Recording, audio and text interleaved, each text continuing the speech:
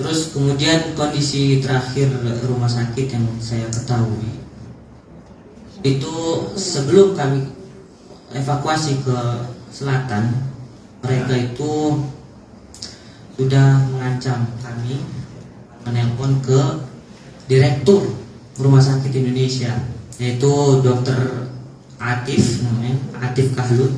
Itu menelpon ke beliau karena ucapannya gini, saya akan masuk ke rumah sakit Indonesia pada jam 4 sore. Waktu itu tanggal 22 hari Rabu November. Nah, mereka itu nelpon pagi, saya akan masuk jam 4 ke rumah sakit Indonesia, maka kalian sebelum jam 4 itu harus mengosongkan rumah sakit. Kata dokter, kata dulu masih ada pasien sekitar 200 dan karyawan juga masih banyak yang di Indonesia sih. Terus kami gimana? Udah, nanti saya kirim uang untuk mengevakuasi kalian. Begitulah kurang lebih percakapan mereka. Dan alhamdulillah mereka itu mengasih 4 bis waktu itu. Dan 4 bis ini hanya cukup, satu bisnya itu 50 orang, sedangkan pasien 200 orang. Nggak cukup, cuma hanya buat pasien waktu itu. Dokter Kahlut itu tolak, nggak, saya nggak mau, kurang. Udah, akhirnya situ tuh genting waktu itu.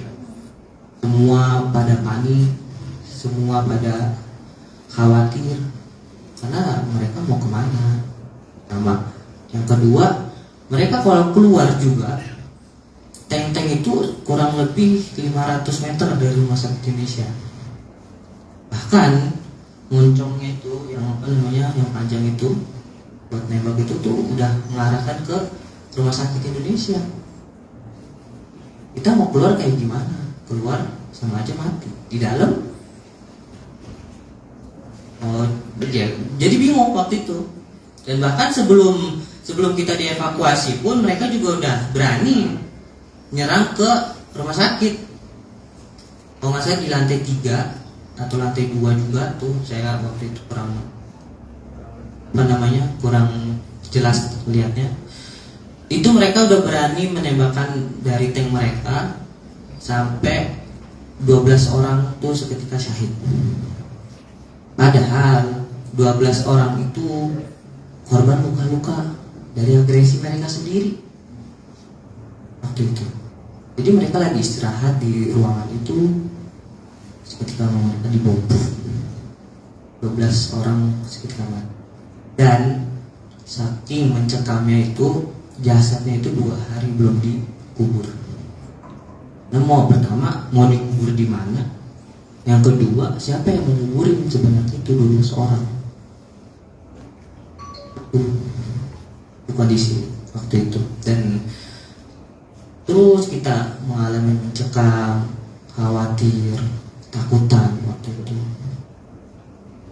Dan alhamdulillah atas izin Allah juga, atas pertolongan Allah, karena pertolongan Allah itu dekat. Alhamdulillah habis zuhur saya habis juga berdoa dan kawan dan teman-teman kami, semua orang yang ada di sana. Alhamdulillah tidak hanya 4 bis yang datang waktu itu, bahkan ditambah dengan kalau nggak salah tuh 11-an mobil ambulan yang datang. Semua tuh waktu itu udah pada siap di basement untuk keluar. Nah kan kalau bisnya langsung datang itu mereka langsung keluar ke biar gampang, karena saking mencekamnya itu. Alhamdulillah waktu itu kita langsung dapat bis ini, bis nomor 1.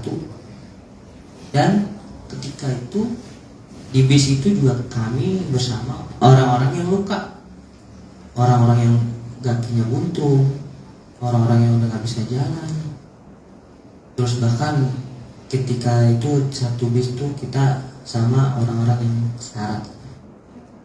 Jadi sebelum dinaikkan ke bis itu masih biasa, masih walaupun nggak bisa ngomong masih gerak. Ketika ditaikin ke bis itu dia udah nggak bisa gerak sama sekali aja begitu. Sepanjang perjalanan dia tidak gerak. Dia sekarang